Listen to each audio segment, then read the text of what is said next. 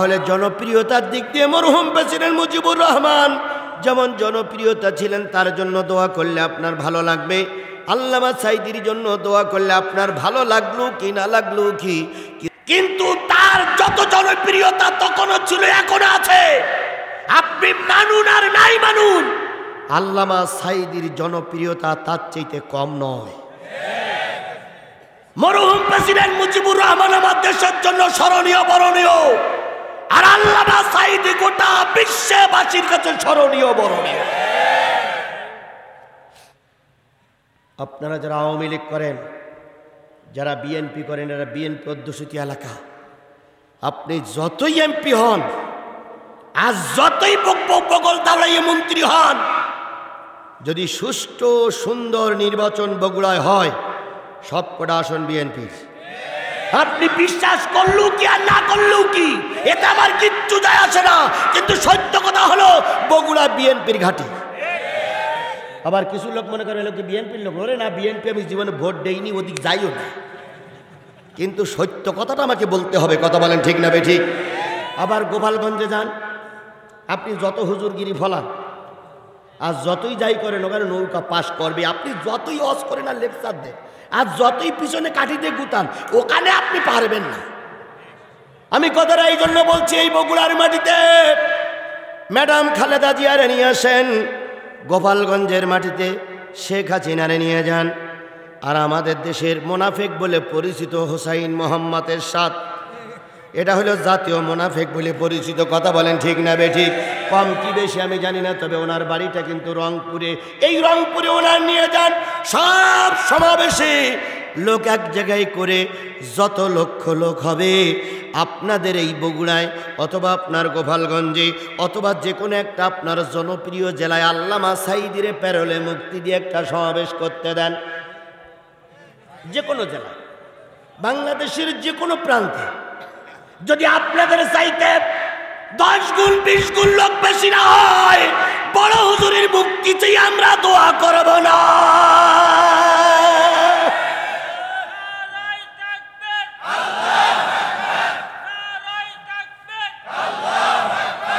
আল্লাহ আমাদের বোঝার সুযোগ দান করুক, সকলে বলুন আমিন। আপনি এত অহংকার করেন কেন? কিসের এত দাম্পত্য দেখান? কিসের এত ক্ষমতার জোর দেখান?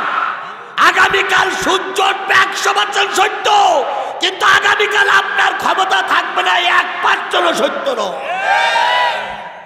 আপনার ক্ষমতা আগামীকাল সূর্য ওঠার আগে যেতে পারে। কথা বলেন ঠিক না ঠিক? অহংকার দেখায়েন না, অহংকার আল্লাহ সহ্য করে না। কি কায়দায় কয় অমুক আসবে না, আসতে দেওয়া হবে না। আপনি আজকে আমার পথ বন্ধ করছেন, কালকে মালিক আপনার পথ বন্ধ করবে। যে পুলিশ আজকে আপনার স্যালুট দিচ্ছে, ওই একই পুলিশ কালকে আপনার পাছায় লাথি মেরে জেলখানায় তাকে ঢুকাই দেবে। কিসের এত পাওয়ার দেখান? কিসের এত ক্ষমতার জোর দেখান? আপনি সব ক্ষমতা কার হাতে? জোরে বলেন, সব ক্ষমতা কার হাতে? সেই আল্লাহ আছে না নাই? আছে, আছে। তাহলে কেন তো ভয় পান? আমরা কাপুরুষ নই, আমরা মুসলমান। আমরা মুসলমান। কথা বলে ঠিক না ঠিক? একজন মুসলমান যদি এক প্রান্তে দাঁড়িয়ে থাকে আর 999 জন কাফের যদি আর এক প্রান্তে দাঁড়িয়ে থাকে, একজন মুসলমান বাঘের বাচ্চার মতো আল্লাহর কথা বলবেই। ভারতের কাকড়া খাওয়া জাতি, শুকর খাওয়া জাতি, কুকুর খাওয়া জাতি মুসলমানদের নিয়ে ব্যঙ্গ করেছিল, নারাই তাকবীর দেওয়া যাবে না। একজন মাত্র, একটা মায়ের একটাই সন্তান মুস্কান, তাকবীর ধ্বনি দিয়েছিল, হারামিরা সব ময়দান ছেড়ে দিয়েছিল। তুমি আর আমি তাকবীর ধ্বনি দিয়ে রাস্তায় নামলে বাতিলেরা ময়দান ছেড়ে দেবে। সবাইয়ের অপেক্ষায় থাকো, সবাইয়ের অপেক্ষায় থাকো, সবাইয়ের অপেক্ষায় থাকো। আমরা মুছে যাইনি, আমরা মুছে যাইনি, আমরা ছিলাম, আমরা আছি, আমরাই থাকবো ইনশাআল্লাহ। বাতিলেরা একদিন ময়দান থেকে পালাবে। আল্লাহ যেন সেই দিনটা আমাদের দেখার তৌফিক দান করেন। সকলে বলুন আমিন। আরো জোরে আমিন, আরো জোরে। জেলখানায় যে ওই শুকনো রুটি শুধু চিবাতে পারে সে ব্যক্তি সব সহ্য করতে পারে। যে ব্যক্তি বাতিলদের মার খেয়ে রক্ত পড়ার পরে রাস্তায় চিত হয়ে পড়ে থাকতে পারে সেই ব্যক্তির জন্য ফ্যান নয়। দুনিয়ার কোনো আরাম আমার দরকার নেই, আল্লাহ যেন আমার জান্নাতের ভিতরে ছোট্ট একটা জায়গায় করে দেয়। আমি সারা জীবন মালিকের কাছে কান্দি, মালিক দুনিয়ার কোনো আরাম আমার দরকার নেই, তুমি জান্নাতের ভিতরে জান্নাতীদের ঝাড়ুদার বানিয়ে দিও। জান্নাতীরা যেখানে থাকবে তাদের একটু পানি খাওয়ার দরকার, ওই পানিটা যেন আমি তাদের কাছে দিতে পারি, এতটুক জায়গা দয়া করে তুমি আমাকে দিও। দুনিয়ায় সুখ শান্তি কি করবেন, দুনিয়ায় চিরকাল থাকা যায় না, কথা বলে ঠিক না বেঠিক? আরামের বাড়িতে থেকে আসলাম, খেয়ে আসলাম, কিন্তু আরামের বাড়ি কবরেও যাবে না, সঙ্গেও নিয়েও যাওয়া যাবে না। এই জন্য আল্লাহ যে কদিন আমাদের কবুল করে ইসলামের পক্ষে কোরআনের পক্ষে যেন কবুল করে, সকলে বলুন আমিন। আমার ভাইরা, আল্লাহ নবী সাল্লাল্লাহু আলাইহি সাল্লাম নিজের জীবনে কষ্ট করলেন। এরপরে দেখেন শেষ জামানার কথা বলে আমি মূল আলোচনায় চলে যাচ্ছি। আল্লাহর নবী মৃত্যু শয্যায় শায়িত, সকলের কাছ থেকে বিদায় নিলেন। ফাতেমার সঙ্গে শেষ কথা বললেন, সর্বশেষ সর্বশেষ সর্বশেষ। আল্লাহর নবী বিছানায় দিয়ে শুয়ে পড়লেন। সকলের কাছ থেকে বিদায় নিয়ে যখন নবী চলে যাবেন তখন নবী দুইটা কথা বললেন। একটা কথা বলেন রব্বি হাবলি উম্মতি, আর একটা আল্লাহর রাসূল বলেন আসসালাত আসসালাত আসসালাত ওয়া মা মালাকাত আইমানুকুম, ও আমার উম্মতেরা নামাজ নামাজ নামাজ, আর পরের হক নষ্ট করো না। রাসূলের শেষ কথা ছিল কয়টা? সালাত, নামাজ নামাজ, আর পরের হক নষ্ট করো না। তাহলে নামাজের যেমন গুরুত্ব, পরের হক রক্ষা করাটাও তেমন গুরুত্ব। আমি পরের হক নষ্ট করে, পরের আমানতের খেয়ানত করে যোগ্য ব্যক্তিরে যোগ্য না বানাই অযোগ্য ব্যক্তিরে যোগ্য ঘোষণা করে দিলাম, আর তুমি বেটা তাহাজ্জুদের নামাজ পড়ো, তুমি বেটা হজ করো, তুমি মুসলমান না, জাতির জন্য কলঙ্কিত মায়ের কলঙ্কিত সন্তান।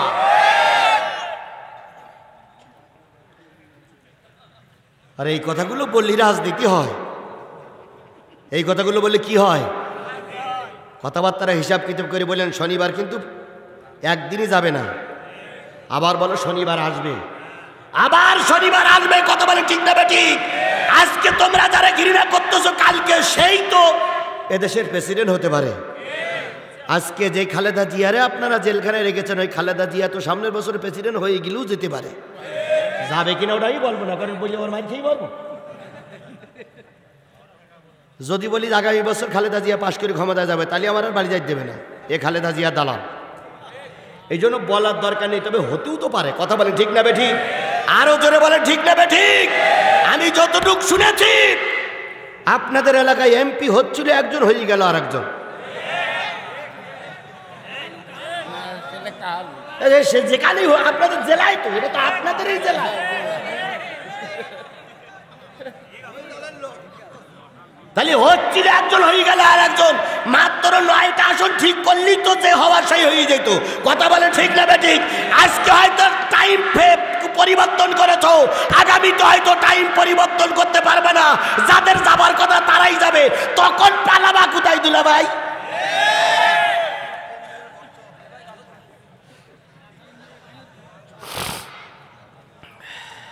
আমার ভাইরা, নবীর সব কথা শেষ, সর্বশেষ নবী বললেন রব্বি হাবলি উম্মতি, আয় আল্লাহ আমার গুনাহগার উম্মতগুলোরে মাফ করিয়া দাও।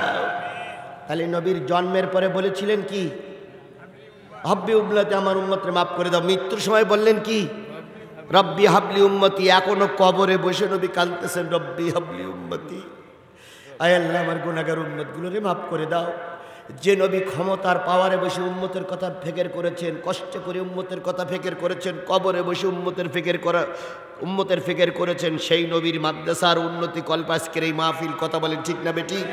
সেই রসুলের নামে দুরূদ আর সালাম সকলে জবান খুলে বলছি সাল্লাল্লাহু আলাইহি ওয়াসাল্লাম। আল্লাহর নবী 40 বছর বয়স হয়ে গেল, জাতিরে নিয়ে কল্পনা করতেন, জাতিরে নিয়ে গবেষণা করতেন। এই জাতি যা করতেছে পরবর্তী জীবনে কি হবে, জাতি কি নাজাত পাবে কি পাবে না, এই গবেষণা করে নবীজি হীরা গুহায় ধ্যানে বসলেন, মোরাকাবায় বসলেন। ধ্যানে বসে সারা রাত ধ্যান করে, সপ্তাহকাল ধ্যান করে তিনি যখন বেরিয়ে আসতেন, বেরিয়ে আসার পরে ওখানে বসে বসে যা তিনি স্বপ্ন দেখতেন, ওইটা পরের দিন সকালবেলা হুবাহু কাজে মিলে যেত, হুবাহু সত্যে পরিণত হতো। রাসূল হীরা গুহায় বসে ঘুমান্ত অবস্থায় স্বপ্ন দেখেছেন রাস্তায় নামার সাথে সাথে দুইটা উটির সঙ্গে দেখা হবে। নবীজি নামার সাথে সাথে দুইটা উটির সঙ্গে দেখা হয়েছে। আল্লাহ নবী হীরা গুহায় বসে স্বপ্ন দেখেছেন, আমি এলাকায় যেয়ে দেখবো ওই লোকটার কবর হয়ে গেছে, ওই লোকটা মৃত্যুবরণ করেছে। নবী এসে দেখতেন তাই। এগুলো হলো মোরাকাবা, এগুলো হলো ধ্যানে বসা। আমাদের ধ্যান জগতে, অধ্যয়নের জগতে এমন কিছু আলেমকে দেখেছি যে আলেমরা ধ্যানমগ্ন হয়ে যা বলেছে 100 তাই খেটে গেছে। যেমন দেখুন, একজন আলেম জেলখানায় যাওয়ার আগে বলেছিল, আমি উত্তর গগনে কালো মেঘ দেখতে পাচ্ছি, ঝড়ের পূর্বাভাস লক্ষ্য করছি। কি? এরপরে তিনি বলেছিলেন, এমন অমাবস্যার রাত নামবে যার সবে সাদেক অসম্ভব। তিনি কয়েক বছর পর জেলে গেলেন, কয়েক মাস পরে জেলে গেলেন। জাতি দেখতেছে সেই অমাবস্যা এখন জাতির উপর দিয়ে চলছে। এই সমাজে নর্তকীরা সম্মান পায়, এই সমাজের জেনাকারীরা সম্মান পায়, এই সমাজে চোরেরা সম্মান পায়, এই সমাজে কি বলে শিক্ষিত লোক, জ্ঞানী লোক সম্মান পায় না। সিদ্দিক চোর এখন সমাবেশের প্রধান অতিথি। চুরি করি ভাইরাল হলো, নেকা নেকা কথা বলল। প্রয়োজনে ওই চোরের থাকার দরকার ছিল জেলে, কিন্তু চোরের ভাইরাল করে ভালো মানুষগুলোরে জেল ভরে রাখা হচ্ছে। আজকে পুলিশ প্রোটোকল দেবে সম্মানিত লোকের, কিন্তু সিদ্দিক চোর যখন প্রধান অতিথি হিসেবে মঞ্চে যায়, পুলিশ তারা প্রোটোকল দেয়, সেলফি তোলে। এই কথা দেখে কুকুরেরও লজ্জা হয়। কুকুর চিন্তা করে সম্মান দেওয়ার দরকার ছিল কার, আর সম্মান পাচ্ছে কে?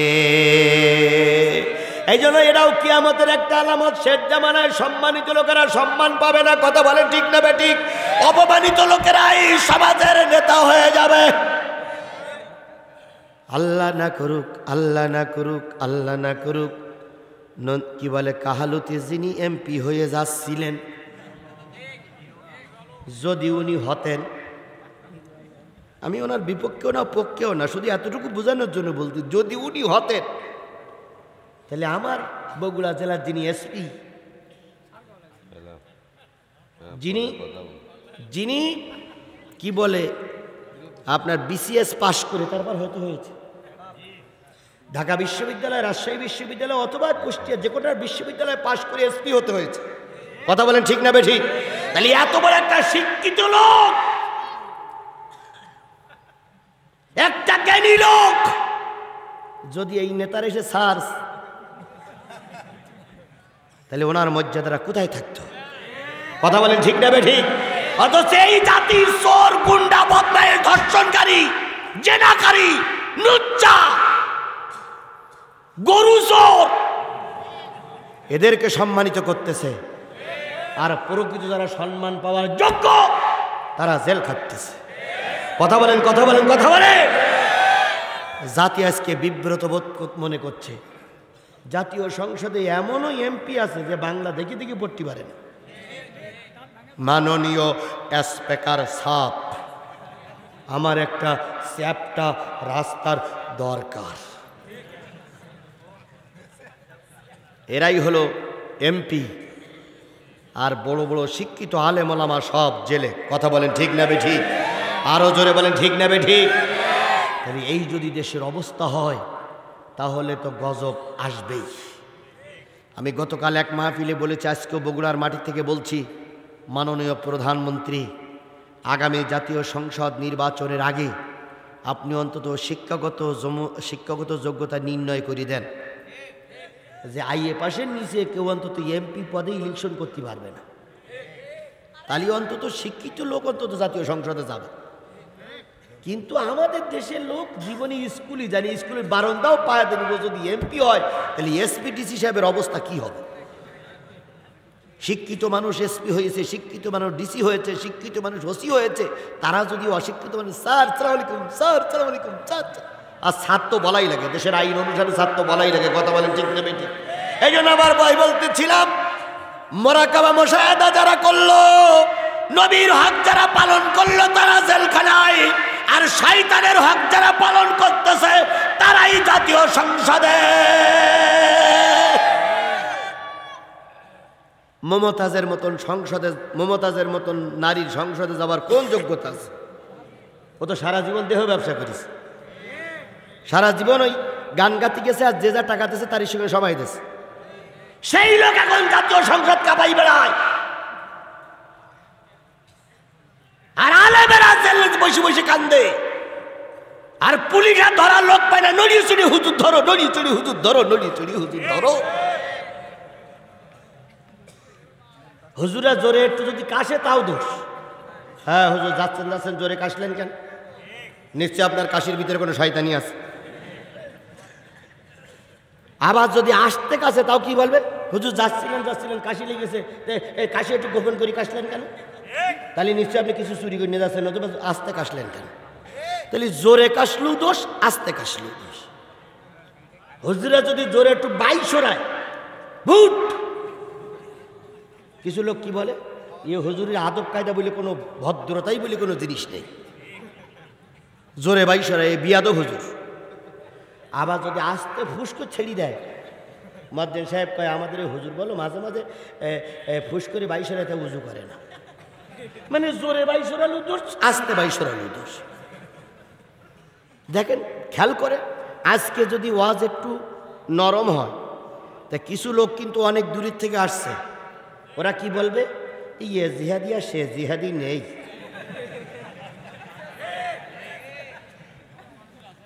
যাবে আর কবে যে এ জিহাদি আর সে জিহাদি নেই, দুজন পুলিশ দেখেছে আর চুপ শিখে গেছে। আবার যদি গত সপ্তাহের মতন ভাব ভঙ্গি দিয়ে বলি, নেতারা বলবে অনুরোধ করলাম তো শুনল না। তাহলে দেখেন কত বিপদে আছি আমি। হুজুর যদি একটু খাইতে পারে, কিছু লোক ক্রিটিসাইজ করে, বাড়িওয়ালা কয় এত জিনিস রান্না বাড়া করলাম সব এক হুজুরি খেয়ে সাবার করে ফেললো, এ কোন হুজুরের ছোটোখাটো হাতি বলে মনে হয়? ভাই আপনি খাবার জোগাড় করেছেন, হুজুরের জন্য খাইছে, তো আপনার গাজালা করতেছে কেন? খাইছে বাস। আবার যদি না খাতে পারে, রাত্রি গল্প করে কোন না খাওয়া হুজুরির পাল্লায় পড়লাম রে গিন্নি, 700 টাকা করে গরুর গোশত নিয়ে আসলাম, 2 পিসির বসে খাইল না, এ হইল না খাওয়া হুজুর। গিন্নিও তখন মিসকে কয় কি করে খাবে, ও তো সারা জীবন না খেয়ে হুজুর হইছে, কারণ এতিমখানায় তো খাওয়া জোটে না, না খাওয়া হুজুর। তাহলে দেখবেন খাইলে স্বামী গালাগালি দেয়, না খাইলে স্ত্রী গালাগালি দেয়, কত জ্বালা দেখেন। একটু ওয়াজ করতে পারলে আপনারা সুখী হবেন, কর্তৃপক্ষ গালাগালি দেবে। আবার কর্তৃপক্ষর হক আদায় করলে কর্তৃপক্ষ খুশি হবে, আপনারা গালাগালি দিতে দিতে চলে যাবেন।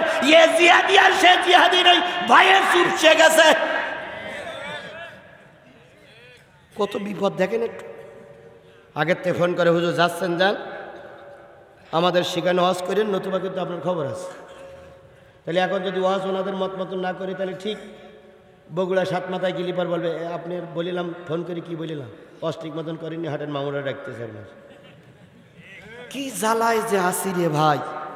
আমার এই জায়গায় যদি আপনি থাকতে তাহলে বুঝতেন জ্বালা কয় প্রকার কি কি। সুতরাং এখন আজ করতেও পারলে জ্বালা, না করতেও পারলেও জ্বালা।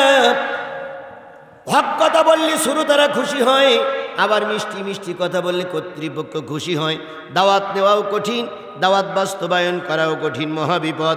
এই জন্য ওরা আমাদের নিয়ে একটা ছোট্ট করে ক্রিটিসাইজমূলক গান তুলেছে, মনে বড় জ্বালা রে পাঞ্জাবিওয়ালা, মনে বড় জ্বালা রে পাঞ্জাবিওয়ালা, একই পড়লাম বিষম জ্বালায়, মনে বড় জ্বালা, মনে বড় জ্বালা নাকি পাঞ্জাবিওয়ালা।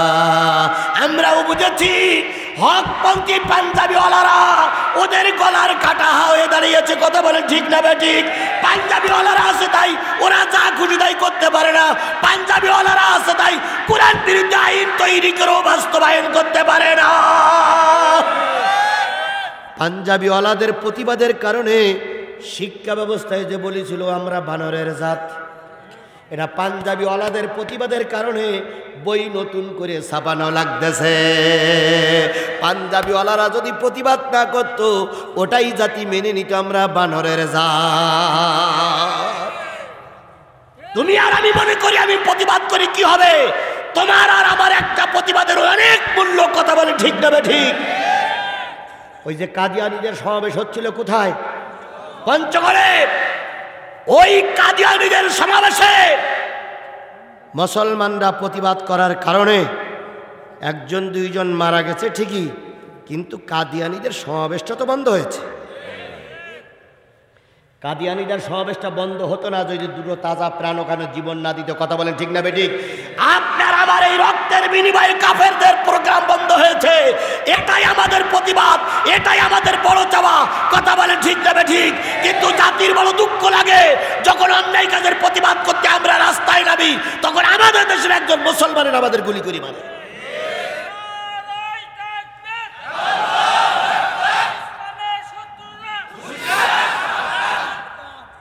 আমার ভাইয়ের আল্লাহ বোঝার তৌফিক দান করুক, সকলে বলুন আমিন।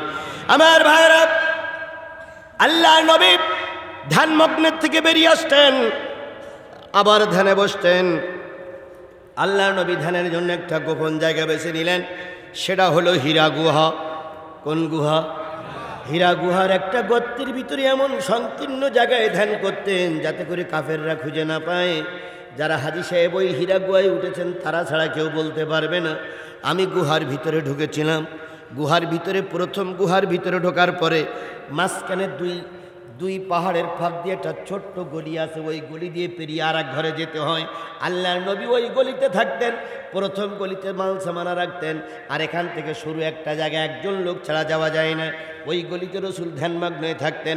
এত সংকীর্ণ জায়গা, এত গোপন জায়গা, এত কঠিন জায়গায় রসুল এই জন্য যাইতেন যে আমি যখন বসে থাকবো তখন যেন কাফেরেরা আমাকে খুঁজে না পায়। কি কষ্ট, কি চক্ষুর অন্তরালের আল্লাহ নবীকে হীরা গুহায় থাকতে হয়েছে। এভাবে করতে করতে করতে করতে নবী হঠাৎ করে যখন 40 বছর পার হয়ে কয়েক মাস চলে গেল, হঠাৎ করে দেখলেন গুহার ভিতর আলোক জল করে উঠল। উনি একজন লোকের পদচারণা বুঝতে পারলেন। এবার তিনি জিজ্ঞেস করলেন কে? তিনি প্রথম ভয় পেয়ে গেলেন। আল্লাহ, যে কাফেরের ভয়ে, যে মুশরিকের ভয়ে, যে বেদিনের ভয়ে এত বড় পাহাড়ের উপরে উঠেছি, এই পাহাড়ের ভিতরে মঞ্চে বা উঁচু জায়গায় বসি নাই, আমি গর্তের ভিতরে আর একটা গর্ত, তার ভিতরে আর একটা গর্তের ভিতরে আমি সময় দিচ্ছি। এখানে আবার লোক আসলো কোথার থেকে, কে আসলো, আলো জ্বালাইলো, এখন আমাকে তো মেরে ফেলবে। নবীবার ভয়ে ভয়ে জিজ্ঞেস করলেন কে? তখন জিবরিল আমিন বললেন, দোস্ত ভয় পেও না, আমার নাম হলো রুহুল কুদুস। আমার নাম কি? রুহুল কুদুস। যারে কি বলে? জিব্রাইল বলে, ওরেই বলে রুহুল কুদুস। কেন এখানে এসেছেন?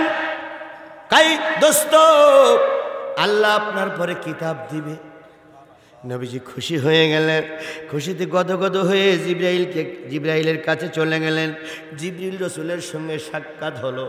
রসুলের সঙ্গে সাক্ষাৎ হওয়ার পর নবীজির প্রথম কথাটা জিবরিল বলতেছেন, দোস্ত পড়ুন, ইকরা, পড়ুন। তাহলে বোঝা গেল প্রথম পৃথিবীর জান্নাতি শব্দ, কোরআনের ওহী প্রথম শব্দ কি?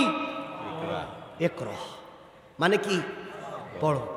হেফজখানায় সর্বপ্রথম যারা কোরআন শরীফ হেফজ করতে শুরু করে তারা কি 1 নম্বর পারা পড়ে না 30 নম্বর পারা পড়ে?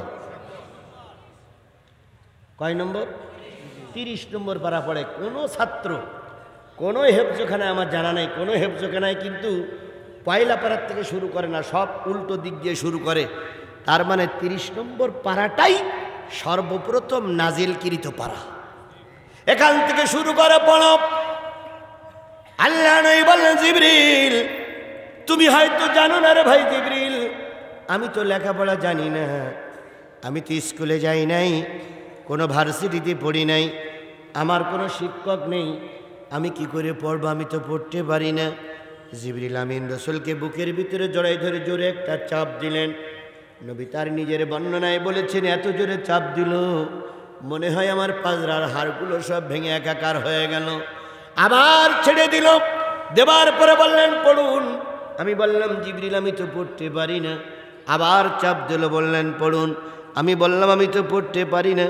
তৃতীয়বার চাপ দিয়ে ছেড়ে দিয়ে বলেন ইকরা বিসমি রাব্বিকাল্লাযী খলাক, পড়ুন তোমার রবের নামে পড়ুন, আপনার রবের নামে পড়ুন যে রব তোমাকে সৃষ্টি করেছে। এলে কার নামে পড়তে হবে? আল্লাহর নামে। আল্লাহর নাম কি? আল্লাহ। তাহলে আল্লাহর নাম নিয়ে শুরু করতে গেলে বিসমিল্লাহির রহমানির রহিম বলে শুরু করতে হয়। কথা বলেন ঠিক না বেঠিক? তাহলে আল্লাহর নাম নিয়ে বিসমিল্লাহ দিয়ে আপনার রবের নামে আপনি পড়ুন, রবের গুণকীর্তন করুন, রবের নামে পড়ুন। সেই বিসমিল্লাহ যেটা ওহীর সর্বপ্রথম বক্তব্য বিসমিল্লাহ, সেই বিসমিল্লাহ এখন জাতীয় সংসদেও যদি কেউ পড়ে তাকে মৌলবাদ বলে জাতীয় সংসদ থেকে বের করে দেওয়া হয়। আস্তে বিসমিল্লাহ নামটাও মুসলমানদের জাতীয় সংসদে চলে না। কথা বলেন ঠিক না বেঠিক? আর আমাদের দেশের নেতারা আমাদের মন পূরণের জন্য যদিও বিসমিল্লাহ বলে, তাও কি কায়দা? বিসমিল্লাহির রহমানির রহিম। অথচ প্রথম কথা হচ্ছে আল্লাহর নামে পড়ুন যে রব তোমাকে সৃষ্টি করেছেন। প্রথম যদি বিসমিল্লাহ হয়, প্রতিটা জাতির প্রতিটা সন্তানের বিসমিল্লাহ সহি করে পড়া উচিত। কথা বলে ঠিক না বেঠিক? অথচ আমার দেশের সন্তানেরা বিসমিল্লাহ সহি করে পড়তে পারে না ঠিকই, কিন্তু কিছুদিন আগে যে বিশ্বকাপ খেলা হয়ে গেল, এই বিশ্বকাপের খেলায় বিজয় অর্জন করলো কোন দেশ? আর্জেন্টিনার প্লেয়ারদের নাম প্রায় আমাদের সন্তানদের সব মুখস্থ, ও বুড়িরও মুখস্থ। বুড়ো কয় দাদু ভাই, দাদা ওই যেটা গোল দিল ওটা সেই মেসি না রে? হে দাদু ভাই সেই মেসি গোল দিল না? মেসি না মাসি কোনটা? হোক গোল ওইটা দিল না? বুড়ি তখন কয় মেসি আর মাসি কুলুয়াল্লা শুরু পড়তে পারে না, মেসি আর মাসি দেখতে যাওয়াটা কথা। আমার দেশের দাদারা, আমার দেশের দাদিরা সূরা ফাতিহা পড়তে পারে না, নায়ক নায়িকার নাম জানে। কথা বলেন ঠিক না বেঠিক? কেমন করে পারবে? যেখানে মুফতি সাহেব হয় মমতাজের মতন লোক, যেখানে মুফাসসিরের মতন, যেখানে মুফাসসির হয় জেনাকারী লোক, যেখানে কি বলে হাসানুল হক ইনুর মতন শয়তানদের বক্তব্য চলে, সে দেশের মানুষ আর যাই করুক কোরআন শিখতে পারবে না।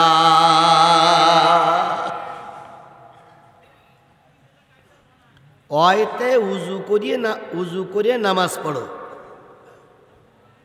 আতে আরেকটা কি? এই কথাটা ওরা মৌলবাদ বলে আখ্যা দিচ্ছে। ওরা মানুষ রূপী জানোয়ার। কথা বলেন ঠিক না বেঠিক? ওদের মুসলমানদের দেশে থাকার চাইতেও কাফেরের দেশে যেই থাকাই ভালো। অথচ ওরা প্রোটোকল পায়, ওরা সম্মান পায়, ওরা ইজ্জত পায়, ওরা পুলিশের গাড়িতে ঘুরে বেড়ায়। আল্লাহ রসুল বুঝাইতে পারেন ওগুলো ওয়ালিদ ইবনে মুগিরার। আল্লাহ রসুলের আপন চাচা ছিল আবু লাহাব, বুঝিনি? আবু লাহাবের রক্তে জন্ম দেওয়া কিছু লোকের ভিতরেও আছে, এরা বসবে না। ও জন্মের সময় আবু জেহেল জন্ম দিয়ে গেছে, এই জন্য বসবে না। ও যতই বলেন, যাওয়ার সময় কি বলে, হুজুরা কত রকম বলে, শেষ পর্যন্ত কি বলবে জানেন? তোমাকে হুজুর যদি এত ভালো হয় তো ওয়াজকিরি টাকা নেই লোকে। ওই শেষ কথা হলো ওইটি, আর কোনো কথা ওদের নেই। আমার 2-3টা ছেলে মেয়ে আছে, আমার একজন বৃদ্ধা মা আছে, আমার ঘরে একজন স্ত্রী আছে, আমার চলাফেরা আছে, পারিপার্শ্বিকতা আছে, সমাজের খেদমত বলে একটা জিনিস আছে। সব যদি আমি একেবারে আল্লাহ রাস্তায় ছেড়ে দিই, তাহলে তো তোমার এখানে আসতে হয় ভিক্ষে করতে করতে, যাইতে হয় ভিক্ষে করতে করতে। তবে হ্যাঁ, আমি সকল সময় বলি যারা আমার দাওয়াত ধরে বা যারা দাওয়াত নেয় তাদেরও বলি যে আমার জন্য যেন কারোর উপরে জুলুম না হয়। এরা সকল সময় মনে রাখি, আপনাদেরও মনে রাখতে বলি, আমার কারণে যেন জাতির জন্য জুলুম করা না হয়। আপনার যেটা প্রয়োজন সেটা অবশ্যই আপনি নেবেন, কিন্তু অতিরিক্ত যখনই নেবেন তখন মালিকের কাছে কৈফিয়ত দেওয়া লাগবে। আপনি গাড়িতেও আসতে পারেন, আবার বিমানেও আসতে পারেন। বিমানে আসবেন কেন? হ্যাঁ, বিমানে আসতে হয় আপনাদেরই কারণে। যেমন আমার আজকে মাহফিল চট্টগ্রাম, কালকে মাহফিল বগুড়ায় বা রংপুর। এখন আপনি বলতেছেন হুজুর কালকে আসাই লাগবে। আমি বললাম কালকে তো আমি আসতে পারবো না, আমাকে নিতে গেলে 7 দিন পরে নিন। না হুজুর কালকে আসা লাগবে। তো কালকে আসতে গেলে তো আমি এত পথ আসবো কী করে? তখন আপনারাই বলেন যে হুজুর বিমানে আসেন, আমরা বিমান খরচ দেবো। এটা হুজুররা বলেন, আপনারাই বলেন। বলার পরে এইবার আসার পরে ও হুজুর বিমানে এসেছি, এত টাকা নিল। নিজেরাই বলে আবার নিজেরাই ফতোয়া দেয়। আর আপনি পাবনায় যাবেন আর সিরাজগঞ্জে যাবেন, টাকা আপনার আগে দেবে, যাওয়ার সময় টাকা আবার কেড়ে নেবে। এত নিচু জাতি আছে এই সমাজে। আগে টাকা পয়সা দিয়ে মঞ্চে উঠাবে, এবার যাওয়ার সময় বলে হুজুর অর্ধেক দিয়ে যান আর অর্ধেক নিয়ে যান, নতুবা গাড়ির চাকা স্টার্ট দিতে দেবো না, গাড়ি এখানেই থাকবে। কি সুন্দর ভদ্রলোক এই সমাজে আছে। কথা অন্য লাইনে চলে গেলাম। আল্লাহর রাসূল সাল্লাল্লাহু আলাইহি সাল্লাম বললেন আমি পড়তে পারি না। কয়বার বুকের ভিতরে জড়াই ধরলেন জিবরিল, এরবার বললেন পড়ো। নবীজি বললেন ইকরা বিসমি রাব্বিকাল্লাযী খলাক, খলাকাল ইনসানা মিন আলাক। পড়ো তোমার রবের নামে, জমাট বাঁধা বা ঝুলন্ত রক্ত থেকে, রক্তপিণ্ড থেকে তোমাকে তৈরি করেছেন। এই কথা বলার পরে প্রথম 5টা আয়াত নাজিল হলো। আল্লাহর নবী ঘরের ভিতরে ফিরে আসলেন। খাদিজাতুল কুবরা নবীকে বললেন এত ভয় ভয় কেন? নবীজি বললেন খাদিজা, আজকে যে অবস্থা দেখেছি এমন নতুন লোক আর কোনোদিন দেখি নাই। এই লোকটা মনে হয় আমারে মেরেই ফেলবে, এই লোকটা মনে হয় আমাকে মেরেই ফেলবে রে খাদিজা। বাঁচার মতন কোনো লাইন নাই। এত এত ভয়ঙ্কর লোক আমি আর কখনো দেখি নাই রে খাদিজা। খাদিজা বললেন আপনি ভয় পাবেন না, আল্লাহ আপনার অমঙ্গল কামনা করবে, অমঙ্গল চাবে না।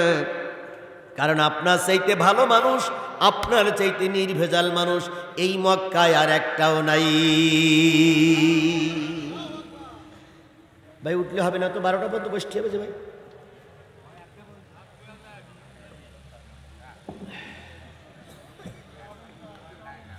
আল্লাহ আমাদের হেদায়েতের বাণী শুনে হেদায়েত নিয়ে যাওয়া তৌফিক দান করুন। সবাই মিলে বলুন আমিন। এখন বাজে কয়টা? ও বুঝতে পেরেছি, এই লোকগুলো তাহাজ্জুদ নামাজ পড়বে বলে চলে যাচ্ছে, কারণ তাহাজ্জুদের রক্ত হয়ে যাচ্ছে তো। 12টা বাজতে গেল, এই জন্য মনে করি যেই তাহাজ্জুদের নামাজ শুরু করো। ভাই তাহাজ্জুদ আমরাও তো পড়ি, আর গুনে গুনে 15টা মিনিট বসা যাবে না। এখন বাজে 55, আর যদি 15-20 মিনিট আলোচনা করি, আমার আলোচনার একটা শেষ দিকে আসবে, আমরা 20টা মিনিট না উঠি। দয়া করে বসুন, বসুন ভাই বসুন 20 মিনিট। আচ্ছা বসুন, 20 মিনিট না উঠি, 20টা মিনিট সবাই বসার জন্য ছেড়ে। ভাইকে বসান, বসুন বাবা বসুন, সবাই বসুন বসুন। একেতে লোক সংখ্যা কম, তারপরে যে ওঠাচলা করেন বেমানান দেখা যায়, এই জন্য দয়া করে 20টা মিনিট আমরা সবাই বসি। বন্ধুগণ, আমি জানি কষ্ট হয় আপনাদের, আমি এটাও জানি যে আপনাদের এখানে অনেক দূর থেকে এসেছেন, আবার ফিরে যাবেন, কষ্ট হতে পারে, কিন্তু 15-20 মিনিট সময় দেওয়া কোনো ঘটনা না। আল্লাহ সবাইকে হেফাজত করুক, সকলে বলুন আমিন। আমার ভাইয়েরা ওঠাচলা না করে কথাগুলো শুনি।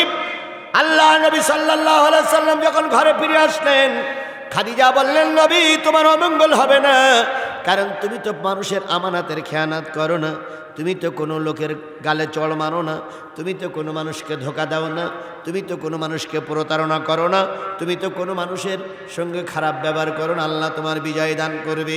তারপরে নবী যখন বললেন খাদিজা আমি ভয় পাচ্ছি, আমাকে কম্বল মুড়ি দিয়ে ঢেকে দাও। নবীজিকে কম্বল মুড়ি দিয়ে ঢেকে দেওয়ার পরেও নবীজি যখন জ্বরে কাঁপতেছিলেন, নবীকে তখন নিয়ে একজন খ্রিস্টান পাদ্রীর কাছে নিয়ে গেলেন। ওই খ্রিস্টান পাদ্রীর নাম আছে ওরাকা বিন নওফেল, তিনি ছিলেন খাদিজার চাচাতো ভাই। তাকে নিয়ে বলতেছে ভাই তুমি তো এই জামানার একজন মৌলবী, তুমি তো এই জামানার একজন হুজুর, তুমি তো এই জামানার একজন বুজুর্গ, তুমি তো এই জামানার একজন মুহাক্কির আলেম। আমার এই স্বামী এখন মহাবিপদে পড়েছে, তোমার কাছে নিয়ে এসেছে, তুমি একটু শোনো। ওরাকা বিন নওফেল এবার কথাগুলো শুনে চোখ বেয়ে পানি পড়তেছে আর কাঁদতেছে। নবীজি জিজ্ঞেস করলেন চাচা আঙ্কেল কান্দো কেন, কের জন্য কান্দো, তুমি কেন কাঁদতেছো, তোমার কি হয়েছে? তখন ওরাকা বিন নওফেল বললেন ভাতিজা মুহাম্মদ, যে ওহী তোমার পরে নাজিল হয়েছে। যিনি তোমার কাছে এসেছিলেন উনি মুসার কাছে এসেছিলেন, উনি ইব্রাহিমের কাছে এসেছিলেন, উনি দাউদের কাছে এসেছিলেন, উনি ঈসার কাছে এসেছিলেন। সেই ইতিহাস থেকে আমি যা বুঝতেছি, একদিন এই জাতি তোমার উপর অত্যাচার শুরু করবে, তোমাকে একদিন রক্তাক্ত করবে। শুধু রক্তাক্ত নয়, তোমাকে একদিন দেশ থেকে এরা বের করে দেবে। নবীজি বললেন, চাচা আমার বিশ্বাস হয় না, আমার বিশ্বাস হয় না। কই কেন? কই এই যে কাফেরেরা না, এরা কিছুটা করতে গেলে আমার পরামর্শ ছাড়া করে না। এই কাফেরেরা যা করে আমার কাছে তাকে পরামর্শ নেয়, ভাতিজা বলো তো এই কাজটা করবো কেমন হবে। তারপরে ওই যে কাবার চাদর, কাবার ওই যে কি গেলাপ, এগুলো যখন ওরা প্রতিষ্ঠিত করে, সব দলের ভিতরে ভয়মূল্য হয়ে যায়, আমি থেকে বসাই দিই। এরপরে হজরত আসওয়াদ নিয়ে ক্যাসাল করলো এরা, আমি হজরত আসওয়াদ জায়গায় লাগাই দিলাম, এরা মেনে নিল। যে জাতি আমার এত বিশ্বাস করে, যে জাতি আমার এত ভালোবাসে, সেই জাতি আমাকে তাড়াই দেবে, আমার তখন বুঝি আসে না। ওরা কাবিন নওফিল বললেন, ভাতিজা যে দাওয়াতি কাজ তুমি করতেছো, এই দাওয়াতি কাজ যারাই করেছে তাদের রক্ত দেওয়া লেগেছে, তাদের জেলে যাওয়া লেগেছে, তাদেরকে মাছের পেটে যাওয়া লেগেছে, তাদেরকে অগ্নিকুণ্ডে পোড়া লেগেছে, তাদেরকে পাগল বলে গালিগালাজ দিয়েছে। তোমাকেও শুধু দেবে না, তোমার এই জাতি তোমাকে রক্তাক্ত করে দেশ থেকে তাড়িয়ে দেবে। হয়েছিল? হয়েছে? তাই তো হয়েছে। কথা বলে ঠিক না ঠিক? আল্লাহর নবীর যে দশা হয়েছিল, সেই একই দশা আলেমদের এখন ঘটতেছে। কথা বলে ঠিক না ঠিক? আল্লামা সাঈদী ততদিন পর্যন্ত ভালো ছিল, যতদিন সে কোরআনের আইন চালু করার আন্দোলন না করেছে। যেদিন থেকে কোরআনের আইন চালু করার জন্য চেষ্টা করেছে, সেই দিন থেকে তিনি জাতির কাছে কি হয়ে গেছে? শত্রু হয়ে গেছে।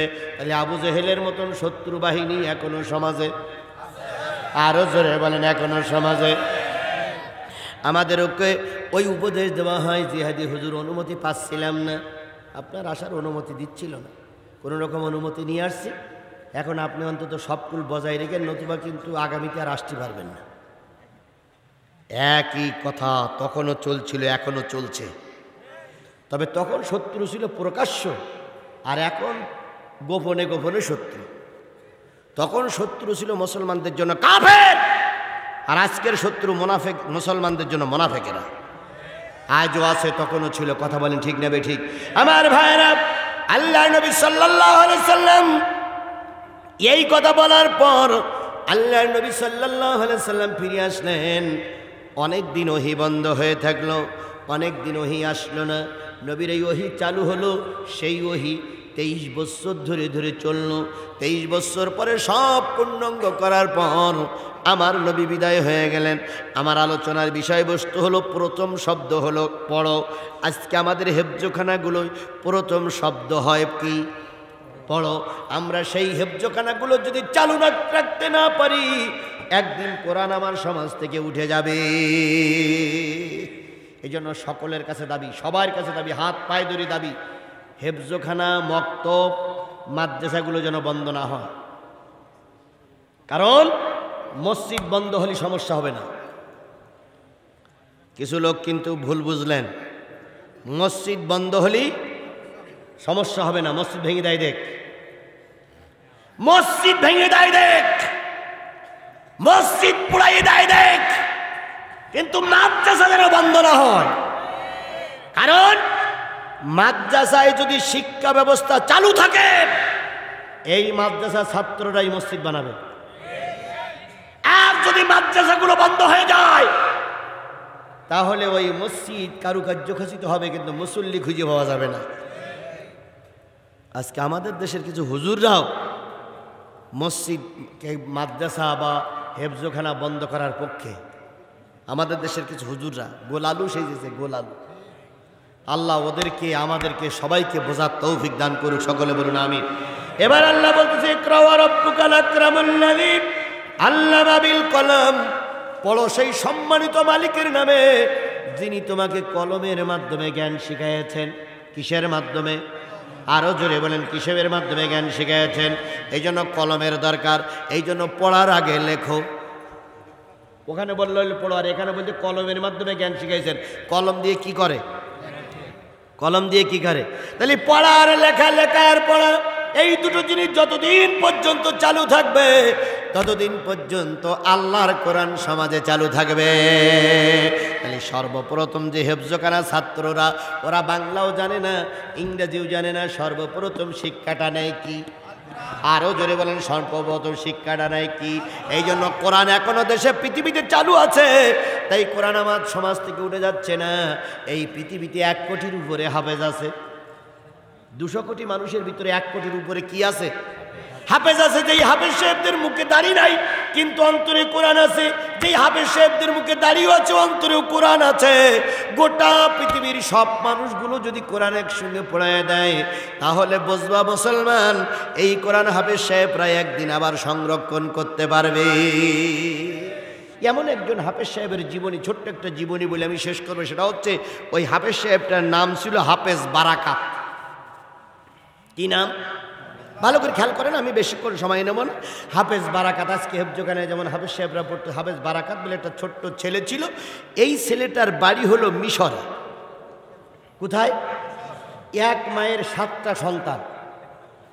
7টা সন্তানের ভিতরে 6টা সন্তান জেনারেল লাইনে শিক্ষিত, আর একটা সন্তান কোরআনের হাফেজ। নাম কি বললাম? ছোট। মা দোয়া করে, আল্লাহ আমার মৃত্যুর পরে এই 6টা ছেলে দিয়ে কোনো উপকার হবে না, একটা ছেলে কোরআনের হাফেজে যদি আমাদের কারণে, ওর জাতিতে কাফের, ও 14 গোষ্ঠী কাফের, ওর কাফের রক্ত জন্ম, ওর দাদাও কাফের, ওর বাপও কাফের। ওই কাফেরের বাচ্চা কাফেরের কারণে আজকে আল্লামা সাঈদী জেলে। কথা বলেন ঠিক নেবে ঠিক? ওখান থেকে জাল হ্যালো করে আমাদের দেশের সরকাররা সেইটি বাস্তবায়ন করে। ওসব যুদ্ধ অপরাধীরা ওগুলো ফাও, ধরতে হয় তাই ধরে, ওগুলো বলতে হয় তাই বলে। আমার এখন ধরে নিয়ে যেতে পারে, আগামীকাল সামনে 2-3 অস্ত্র দিয়ে দেবে আর বলবে হুজুর ওয়াজ করতে গেছিল, হুজুরি ধরা পড়েছে রাস্তায়, 4টি অস্ত্র পাওয়া গেছে। আর জাতীয় বিশ্বাস করবো, রে বাপরে বাপ, এতদিন ওয়াজ শুনেছি হুজুর পকেটে অস্ত্রও নিয়ে যেত। আর আপনাদের মতন কিছু টুপিওয়ালা কি বলবে? হ্যাঁ, অস্ত্র ছিল বলি এত জোর করত।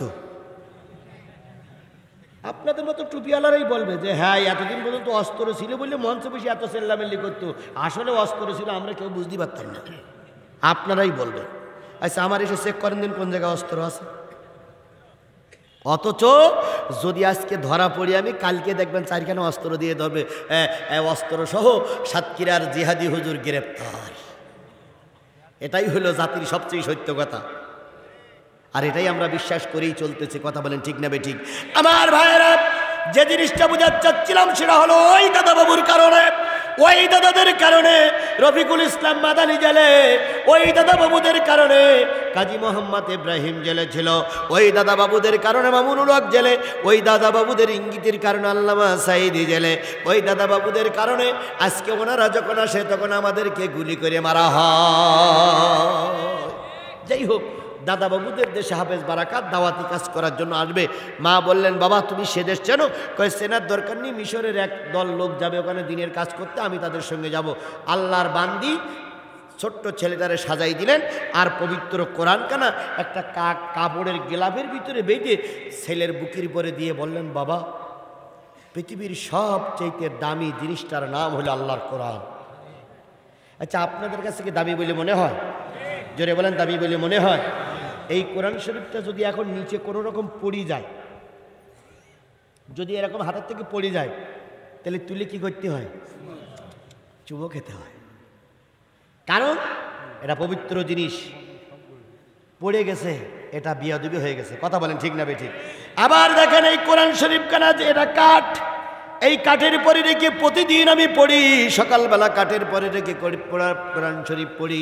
কোরআন শরীফ যে কাঠের পরে রেখে পড়া হয়, ওই কাঠটারে আমরা বগুড়ার লোক কি বলি?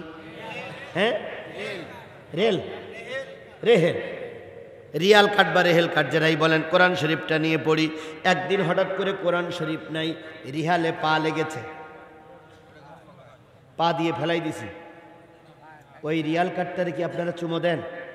দিই, কারণ এর পরে কি রাখা হয়? পবিত্র কোরআন, এই জন্য ইয়াও পবিত্র হয়ে গেছে। ঠিক তদ্রূপ আমার চারা নাও মূল্য নাই, আমার চারানাও দাম নাই, আমার ভিতরে কোরআন শরীফ আছে, তাই আপনারা আমাকে ভালোবাসেন। কথা বলেন ঠিক না বেঠিক? ওই হাফেজের চারানাও মূল্য নাই, কিন্তু ওই হাফেজের দিলের ভিতরে যখন কোরআন, ওই হাফেজ সমাজের সবচেয়ে দামি ব্যক্তি। মা বললেন, বাবা পৃথিবীর সবচেয়ে দামি কেতাবটারা যেন অবমাননা করো না। তখন বারাকাত বলতে হবে, ছোট মানুষকে, ছোট মানুষ কি হলে কি হবে, তোর ভিতরে আছে কোরআন। কোরআন কেনা বুকে জড়িয়ে 7 দিনের নাস্তা পানি জোগাড় করে দিয়ে কিছু নগদ টাকা ছেলের হাতে দিয়ে বললেন, যারে বাবা আমি তোমার আল্লাহর রাস্তায় ছেড়ে দিলাম, তুমি ভারতের বুকে যে ইসলামের কাজ করবে এতে তোমার মরা পিতা খুশি হবে, আমিও খুশি হব। বারাকাত শুক্রবারের দিন সকালবেলা মায়ের কাছ থেকে বিদায় নিয়ে 39 জন লোকের সঙ্গে করে নিয়ে 38 জন আর উনি 39 জন লোক নিয়ে নৌকায় চড়ে বসলেন। কোথায় আসবে? দিনের কাজ করার জন্য। ভারতে 38 জন লোক আসতেছে ব্যবসা করার জন্য। 39 তোমার বারাকাত আর 2 জন মাঝি মাল্লা 41 জন লোক নিয়ে সকালবেলা নৌকা ছেড়ে দিল। মা আল্লাহর কাছে দোয়া করলে, আল্লাহ আমার বাজান অনেক দূরের পথ সফর করে ধর্ম প্রচারের জন্য যাচ্ছে, পৃথিবীর কেউ যদি আমার সন্তানের পক্ষে না থাকে, তুমি আল্লাহ আমার সন্তানের পক্ষে থাকিও। মা বাপের দোয়া কি বৃথা যাবে? মা এমন একটা জিনিস, খারাপ দোয়া করলেও কাজে লাগে, ভালো দোয়া করলেও কাজে লাগে। এই জন্য আজকের লোক সংখ্যা কম, তারপরে দাবি করি মা বাবার সঙ্গে দুর্ব্যবহার করিও না। আল্লাহ কবুল করুক, সকলে বলুন আমিন। নৌকা চলতে শুরু করেছে, চলতে চলতে চলতে চলতে ভারত সাগরে যখন চলে আসলো, হঠাৎ করে একটা সুনামি হলো, ভূমিকম্প হলো, বড় তুফানে নৌকাটা তলিয়ে গেল। নৌকাটা তলিয়ে যাওয়ার পরে 41 জন লোক যখন সব মারা যায়, বারাকাত তার জীবনীতে বলেন, আমি কোরআনের হাফেজ, আমিও তলিয়ে গেলাম। কিছুক্ষণ পরে মাথা উঁচু করে দেখলাম আমি আছি, কোরআন নাই। আমি আছি, কোরআন আমার বুকের থেকে কোথায় যেন সরে গেছে। আমি হাবুডুবু খাই, মাঝে মাঝে দোয়া করি, আল্লাহ আমার মা দোয়া করেছিল, আমার রব আমার সন্তান কোরআনের দাওয়াত নিয়ে যাচ্ছে, তুমি দয়া করে সাহায্য করিও আল্লাহ। সেই মায়ের দোয়া তুমি কবুল করে আমাকে কোরআনের খাদেম হিসেবে জায়গায় পৌঁছায় দাও। আমার বন্ধুগণ, বারাকাত বলেন, আমি কিছুক্ষণ পরে হাবুডুবু খেয়ে পানি খেতে খেতে খেতে খেতে কখন জানি কাপড় চোপড়গুলো সব শরীর থেকে চলে গেছে, সম্পূর্ণ উলাঙ্গ হয়ে গেছি, তবু দিলের ভিতরে কোরআন আছে, কোরআন দিয়ে আল্লাহর কাছে সাহায্য চাই। হঠাৎ করে দেখলাম মাথার কাছে একটা কাঠ, শুকনা কাঠ ভাসতেছে। আমি চিন্তা করলাম ওটাই ধরি। কাঠটা বারাকাত ধরলেন। যখন লঞ্চটা নৌকাটা ডুবে গেছিল তখন ছিল রাত। সারা রাত তিনি ঘুরলেন, সারা রাত তিনি ওই কাঠের পরে ভর করে থাকলেন। পরের দিন সকালবেলা ওই কাঠের পরে ভর করে, পরের দিন রাত্রিও চলে গেল কাঠের পরে ভর করে। পরের দিন যখন ভোর হলো, বারাকাত বলেন, আমি লক্ষ্য করলাম একটা চর, একটা ড্যাঙা এলাকা পেয়েছি।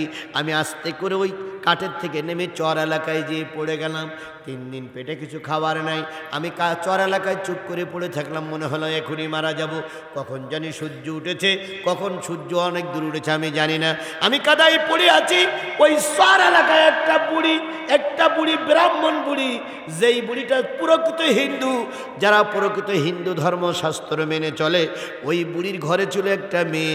ওই বুড়ি তখন যাচ্ছিল কাঠ কেটে বাজারে বিক্রি করবে। বিক্রি করা টাকাগুলো দিয়ে ওই বুড়ির ওই মেয়ে সহ ঘর সংসার, ঘরের খরচ করবে। হঠাৎ করে দেখে চাঁদের মতন ফুটফুটে একটা সন্তান নদীর চরে পড়ে আছে। ভগবান, কার কলেজার মানিক এখানে পড়ে আছে? যেই বুড়ি সন্তানটারে হাতের পরে তুলে নদীর পাড়ে নিয়ে বলতেছে, বাবা বাড়ি কোথায়? বারাকাত তখন চোখ মেলে চিন্তা করতে, কি বলবে এ বুড়িতে আমি কোনোদিন দেখিনি। বুড়ি তার ওড়না দিয়ে কাপড় দিয়ে ইজ্জত ঢেকে বলতেছে, বাবা বাড়ি কোথায়? মিশরের ভাষা হলো আরবি, আর ভারতের ভাষা কি? এরা যায় হিন্দিতে বলে, ও তা আরবিতে বোঝে না। ইশারা ইঙ্গিতে যা বুঝলো ছেলেটা ক্ষুধার্ত। এরপরে ওই পানি আর ওই রুটি একসঙ্গে করে খেতে দেওয়ার পরে যখন একটু শক্তি সঞ্চার হলো, তখন ও ভাষায় বুঝালে আমি অনেক দূর থেকে এসেছি। বুড়ি বাড়ি নিয়ে গেল, ছেলেটার ওদিন আর কাটা হলো না। মেয়েটারও বয়স যা, ছেলেটারও বয়স তাই। বুড়ি বাইরের থেকে ডেকে বলতেছে, মারে ভগবান রাতারাতি তোর একটা দাদা বানিয়ে দিয়েছে, ভাই বানিয়ে দিয়েছে, বেরিয়ে আয়। মেয়েটা বেরিয়ে আসলো, দাদারে ঘরের ভিতরে নিয়ে গেল। কিছুদিন বুড়ির বাড়ি থাকে, বুড়ি কাটে, মেয়েটা আর ছেলেটা এক জায়গায় থাকতে থাকতে এদের ভাষা ও বোঝে, ওদের ভাষা ও এ বোঝে। এভাবে করতে ভাষা যখন পরিবর্তন হলো, ভাষা যখন রদবদল হলো, যখন অল্টারনেট হলো, একদিন বুড়ি কাট কাটতে যাচ্ছে। ওই যুবক বারাকাত তখন বলতেছে, মা আমি মা হারা হয়েছি, আমি বাবা হারা হয়েছি, ভাই হারা হয়েছি, তুমি আমার মা যদি হও ওই রশিটার ওই কাঠ কাটা যন্ত্রটা আমার কাছে দাও, আমি জঙ্গলে যাব, জঙ্গল থেকে আমি কাঠ কেটে এনে বাজারে বিক্রি করব, আমি আজকের থেকে সংসারের দায়িত্ব নিলাম। এরকম একটা পরের যুবক ঘরে এসে যদি মেয়ের সঙ্গে বিয়ে হওয়ার আগে যদি দায়িত্ব পালন করে, তাহলে কি বাপ মা খুশি হবে না ভাই? আর তো অসহায় মানুষ। এরপরে ছেলেটা কাট কাটতে যায় আর সারাদিন কোরআন তেলাওয়াত করে, যদিও তার কাছে কোরআন নেই, কিন্তু অন্তরে কি আছে? আরো জোরে বলেন, অন্তরে কি আছে? এই জন্য আগেই বলেছি হাফেজরা জীবন্ত কোরআন। হাফেজরা কি? আর এটা কি কোরআন? এটা মৃত কোরআন। এ কোরআন আপনি মেজ দিয়ে আগুন লাগাই দেন, পুড়িয়ে যাবে। কিন্তু বড় অনিচ্ছাবশত আগুন লাগলে পড়ে না। ঘরের ভিতরে আগুন লেগেছে, ঘরের টাকের পরে আছে কোরআন, দেখবেন সব জায়গায় পুড়ে গেছে, কোরআনের অক্ষর একটাও পুড়িনি। দেখেছেন আপনারা? আমি দেখেছি, আমি নিজে দেখেছি।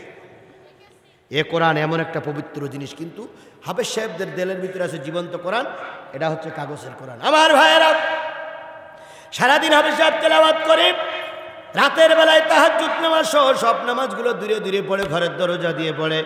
এভাবে করতে করতে কিছুদিন চলে গেল। কিছুদিন চলে যাওয়ার পরে অবস্থার পরিবর্তন হলো, ঘর বাড়ি জুত হয়েছে, এখন আর টাকা পয়সার অভাব নাই। এখন যেহেতু পুরুষ লোক আয় করে, এখন আর টাকা পয়সার অভাব নাই। এমন করতে করতে বছর কান যেতে না যেতে হঠাৎ করে একদিন আমাবস্যা রাতের আগে ছেলে গেছে কাট কেটে, মার মেয়ে বাড়ি। বাড়ি এসে দেখে দুই মেয়ে আর মা দুইজন কান্নাকাটি করতেছে। হাফেজ সাহেব এসে জিজ্ঞেস করলেন, মা কাঁদো কেন? বুড়ি বলতেছে, বাজান রে, সুখের দিন যখন দেখলাম তখন ভগবানের গজব নাজিল হলো। সুখ যখন দেখলাম তখন কি নাজিল হলো? গজব নাজিল। কেন মা তুমি এভাবে বলছো? সরকার, যে সরকারের আন্ডারে আমরা থাকি, এই সরকার ঘোষণা করেছে আগামীকাল রাত্রি তোর বোনটারে ওই সাগরের, যে সাগরের কিনারায় তোরে খুঁজে পেয়েছিলাম, ওই সাগরের কিনারে একটা ঘর বানানো আছে, ওই ঘরের ভিতরে তোর এই বোনটারে রেখে আসা হবে। কই কেন? কই এই দেশের একটা নিয়ম আছে যে এই দেশে জেন ভূতির চাপ আছে, জেন ভূত প্রতি মাসে একবার করে এদেশের উপর আক্রমণ করে। তো ওই জেন ভূতির মন সন্তুষ্টি করার জন্য, ওই জেনের মন সন্তুষ্টি করার জন্য প্রতি অমাবস্যা রাত্রি একটা নারী দিয়ে আসছে ওই ঘরে। ওই জেনেরাই সেই নারীটারে ব্যবহার করে। ব্যবহার করার পরে যন্ত্রণা সহ্য করতে পারে না পেরে নারীটা মারা যায়। মারা যাওয়ার পরে তার বিভিন্ন জায়গাতে গোষ্ঠগুলো কামড়াই কামড়াই জেনেরা খেয়ে যায়। হাড় কঙ্কালগুলো থেকে পরের দিন রাষ্ট্রীয় মর্যাদা তাকে সমাধি করা হয়। এটা এদেশের নিয়ম, এদেশের কালচার। আগামীকাল সরকারি লোক এসে বলে গেছে আগামীকাল তোর বুনির পালা। তাহলে সুখ আসার পরে কি নাজিল হলো? গজব নাজিল হলো, কষ্ট নাজিল হলো। হাফেজ বারাকাত বলতেছে, মা কেঁদো না রে মা, চোখের পানি মোছো, ওই দিনটার অপেক্ষায় আমি ছিলাম। কেন? আগামীকাল আমি মোকাবেলা করবো, এই দেশে আর কোনো মেয়ে লোক জীবন দেবে না, এই দেশে আর কোনো মেয়ে লোক জীবন দেবে না, এই দেশে আমি কালকে মোকাবেলা। কীভাবে বাবা পারবা সরকারের বিরুদ্ধে? সরকার হাজারও হতে পারে, কিন্তু একজন যদি ইমানদার থাকে, লক্ষ সরকারি বাহিনী কিছুই করতে পারবে না। আজকেও তোমরা প্রতিজ্ঞাবদ্ধ হও, বগুড়ার যুবকেরা, একজন যদি ময়দানে থাকো, খোদার কসম ওরা আমাদের কিচ্ছু করতে পারবে না। কিসের ভয় পাও? নেতারা আসে, তাতে কি হয়েছে? পুলিশ চারিপাশে ঘিরে ফেলেছে, তাতেও বা কি হয়েছে? পুলিশের চোখের ফাঁক দিয়ে কখন চলে যাওয়া পুলিশও ঠিক পাবে না। আল্লাহ রসুলকে যখন ঘিরে ফেলেছিল সবাই, রসুল চিন্তা করলেন, আলী চিন্তা করলেন রসুল আজকে মারাই গেছে। হুজুর সাল্লাল্লাহু আলাইহি ওয়াসাল্লাম এক মুষ্টি বালি নিয়ে বাইরে ফেললেন। বালিগুলো সব পুলিশের বালিগুলো সব শত্রুর কানের ভিতর, নাকে, চোখের ভিতর ঢুকে বলল, রসুল সেই ভাগে চলে গেল। তাহলে যে আল্লাহ পাক বালি চোখের ভিতর দিয়ে হুজুরকে বাঁচাইছিল, সেই আল্লাহ আছে না? যারা ধর্মে বলে আসবে, তার এমন এক কাশি লাগবে, সেই কাশির ভাগে চোখ বন্ধ করবে, সেই বন্ধ দিয়ে হুজুর চলে যাবে। আমার কত জীবনে দেখেছি, কত জীবনে দেখেছি, কত জীবনে দেখেছি, চারিদিক থেকে ঘিরে ফেলেছে। আমি কখন চলে গেছি তো ওরা জানেই না। মেন রাস্তায় ওঠার পরে ফোন দিচ্ছে, হুজুর আপনি কোথায়? আমি গেলেন কি? আমরা তো চারিপাশে ছিলাম। আমি বললাম আপনারা ঠিক পাবেন না, আল্লাহ আমাকে বের করে নিয়ে আসছে।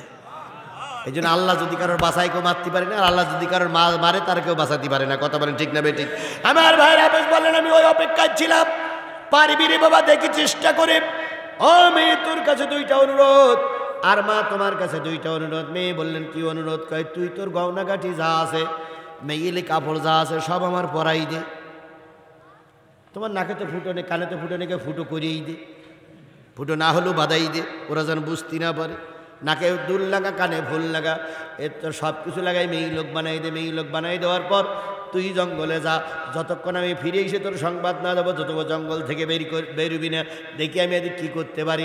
মা তোমার দুটো দাবি তোমার কাছে, ওরা আসলে তুমি এমন কান্না কান্দা ওরা যেন বুঝতেই না পারে আমি ছেলে। ওরা আসলে কান্না ওরা যেন বুঝতে না পারে আমি ছেলে। আর তুমি যতক্ষণ ওরা যাবে আমার পিছনে পিছনে থাকবে, হাত পায়ে ধরবা, যে আমার মেয়েটাই নিয়ে যাই না, মেয়েটাই নিয়ে যাই না। তারপর ওরা তো শুনবে না, কিন্তু হাত পায়ে ধরবে, অভিনয় করবে। মা বলল তাই হবে। পরের দিন আসলো সরকারি বাহিনী, মেয়ে নিয়ে যাবে। হাফেজ বারাকাত মেয়ে সেজে ইশারা করলেন চলেন। হাফেজ বারাকাত ওদের সঙ্গে খুব সম্মানের সহিত দিয়ে ওই ঘরে রাখা হলো যেই নদীর কিনারায় হাফেজ বারাকাতকে পাওয়া গেছিল।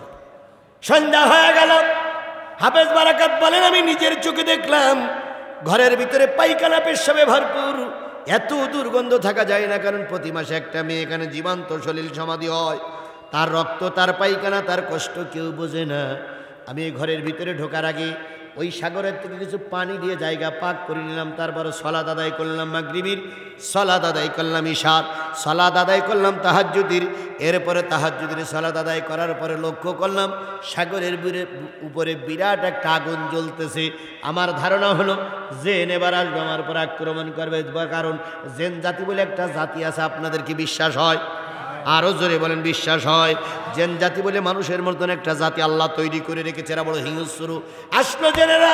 হাফেজ বারাকাত বলেন আমি সূরা ইয়াসিন পড়লাম, সূরা রহমান পড়লাম। তারপরে যখন লক্ষ্য করলাম জেন আমার ঘরের উপর দিয়ে পাক দিচ্ছে, তখন রসুলের শেখানো ভাষায় রসুলের শেখানো সূরা জিন পড়লাম। জিন পড়ার পরে জেনেরা সব চলে গেল, আমার পরে আক্রমণ করতে পারল না। কে হেফাজত করেছে? আল্লাহ হেফাজত করেছে। কার মাধ্যমে? কোরআনের মাধ্যমে। হাফেজ বারাকাত বলেন সকাল হয়ে গেল, ফজরের সালাত আদায় করে সূরা 30 পারার সূরাগুলো পড়তেছিলাম। ইকরা বিসমি রাব্বিকাল্লাযী খলাক, খলাকাল ইনসানা মিন আলাক, ইকরা ওয়া রাব্বুকাল আকরামাল্লাযী আল্লামা বিল কলাম, আল্লামাল ইনসানা মা লাম ইয়ালাম, কাল্লা ইন্নাল ইনসানা লা ইয়াতগা আর রাহু ইস্তাগনা। পড়তেছিলাম, হঠাৎ করে দেখলাম বাইরে কিছু মানুষের গুনগুন আওয়াজ শোনা যায়। কারারে কারারে কারারে। ওই যে রাষ্ট্রের সেনাবাহিনীর লোকেরা এসেছে কঙ্কাল নিয়ে কোথায় সমাধি করবে? রাষ্ট্রীয় মর্যাদায় সমাধি করবে ধরেন নিমতলা শ্মশান ঘাটে।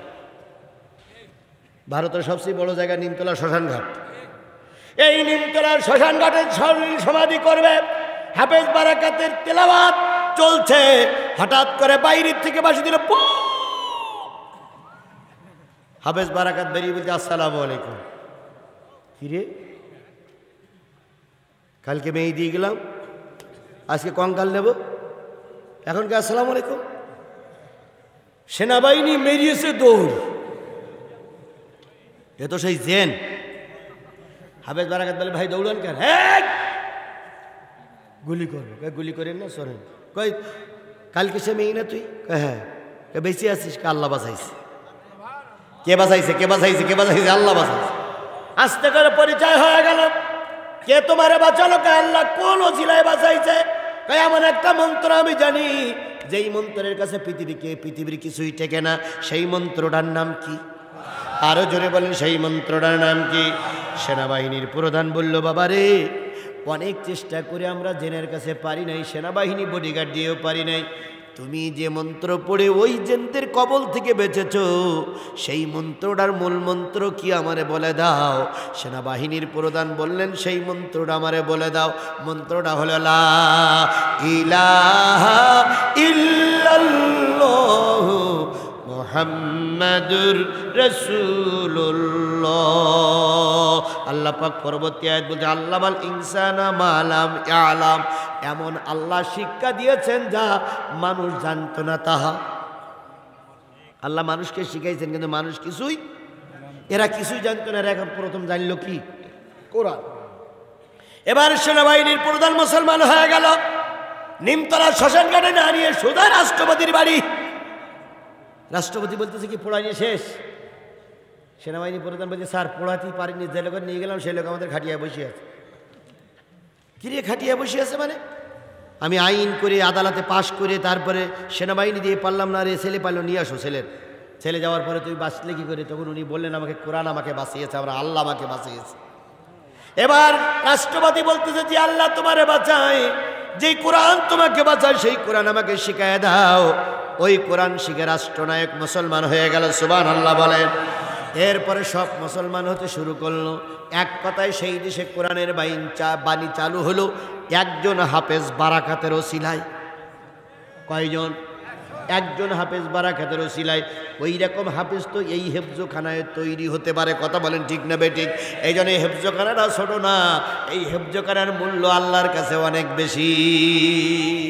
যেই এলাকায় দিনের দাওয়াতটা দিয়েছিলেন হাফেজ বারাকাত, সেই এলাকাটার নাম হলো মালদ্বীপ। নাম কি? এই মালদ্বীপ ছিল আগে ভারতের একটা অঙ্গরাজ্য। এখানে সম্পূর্ণ হিন্দুয়ানি প্রথা চলত। হাফেজ বারাকাত দিয়ে দাওয়াতি কাজ করে হিন্দুয়ানি প্রথা বিলুপ্ত করে এখন সেখানে কি আইন চলে? সম্পূর্ণ কোরআনের আইন চলে। সেখানে মুসলমান রাষ্ট্রনায়ক, মুসলমান সেনাপ্রধানী, মুসলমান প্রধানমন্ত্রী, সেখানে সম্পূর্ণ ইসলামিক কায়দায় চলে। একজন বারাকাতের দাওয়াত শুনে এই জন্য এই হেফজখানার থেকে এরকম বারাকাত বেরিয়ে আসতে পারে। এই জন্য হেফজখানাগুলো টিকাই রাখতে হবে। আগামীতে যদি আবারও দেখা হয় কথা হবে। আল্লাহ রসুল বলেছেন তোমাদের ভিতরে উত্তম সেই ব্যক্তি যে কোরআন শরীফ শেখে এবং অপরকে শিখায়। আমরা কোরআন শরীফ শিখবো, অপরকে শিক্ষা দিব। ওমা তৌফিক ইল্লা বিল্লাহ। আল্লাহুম্মা আমিন। ربنا ظلمنا أنفسنا وإن لم تغفر لنا وترحمنا لنكونن من الخاسرين ربنا إننا آمنا فاغفر لنا ذنوبنا وقنا عذاب النار ارحمهما كما ربياني صغيرا وقل رب ارحمهما كما ربياني صغيرا মহিয়ান গরিয়ান সর্বশক্তিমান আল্লাহ, তুমি তোমার কুদরতি নয়নে এই বিশাল কাফেলার দিকে তাকায় দেখো। একটা এলাকার ভিতরে, গ্রামের ভিতরে ছোট্ট একটা হাফিজিয়া মাদ্রাসা। এই মাদ্রাসায় এলাকার মানুষ সবাই সহযোগিতা করে মাদ্রাসাটা টিকাই রেখেছে। আর আমি গুনাহগার অনেক দূর থেকে ছুটে এসে হেফজখানার জন্য একটা মাহফিল করে তোমার পাগলদের কাছে যতটুকু পারি সাহায্য চেয়েছি। তোমার পাগলেরা সাহায্য করেছে। দেখতে দেখতে কখন জানি রাত 12:30 বেজে গেছে। দীর্ঘ সময় ধরে ধরে আল্লাহ সূরা আলাকের 5টি আয়াতের উপরে ভিত্তি করে দীর্ঘ সময় ধরে কথা বলেছি। যতগুলো কথা আমি বলেছি এর ভিতরে বর্জনীয় কথাগুলো সকলের দিল থেকে বের করে দিয়ে যে কথাগুলো ধরে রাখলে আল্লাহ জাতি উপকৃত হয়, সেই কথাগুলো ধরে আমাদের আমলে পরিণত করার তৌফিক দিয়ে দাও। গভীর রজনীতে হাত তুলেছি, কত লোকের মা নাই, কত লোকের আব্বাজান দুনিয়ার থেকে বিদায় হয়ে গেছে। আল্লাহ, যাদের মা নাই, যাদের আব্বাজান বিদায় হয়ে গেছে, তাদের কবরগুলোর আল্লাহ তুমি জান্নাত বানায়া দাও। এই মুহূর্তে আমরা যারা হাত তুলেছি, অনেকের মা বাপ বিছানায় শুয়ে আছে, অনেকের মা বাপ বিছানায় শুয়ে শুয়ে কাতরায়।